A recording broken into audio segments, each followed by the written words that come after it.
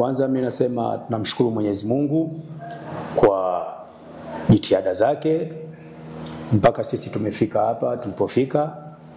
Kwa kweli tulifanya maandalizi mazuri tu ya muda mrefu, na kwa kweli sisi tunahitaji tupate nafasi ya kwanza, na tunaenda kwenye mechi ambayo itakuwa na upinzani mkubwa.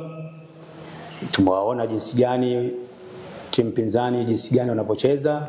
Kwa hiyo kwa kweli mimi nasema wananchi waje kwa wingi, waje waone jinsi gani ligi ya wanawake inavyokuwa. Lengo letu lilikuwa ni kupanda kuingia kwenye ligi kuu, lakini bado tunahitaji tupate nafasi ya kwanza. Daraja la kwanza tulipanda, lakini tulipofika finali hatukuweza kuchukua kombe. Lakini nawaahidi wadau wote wa Geita, mashabiki wetu waliopo hapa Mwanza, mashabiki wa Geita, tutakuja na kombe.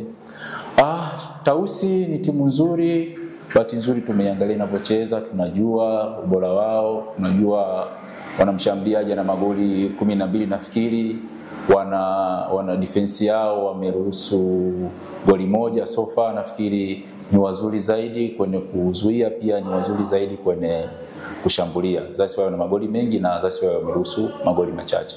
Kwa kulitambua hilo, nafikiri tutakuwa na game plan nzuri ambayo itasababisha tupate ushindi kwenye mechi yetu ya kesho. Shukrani. Mchezo wa kesho nadhani mchezo wenyewe kwa gishi najua wachezaji wangu.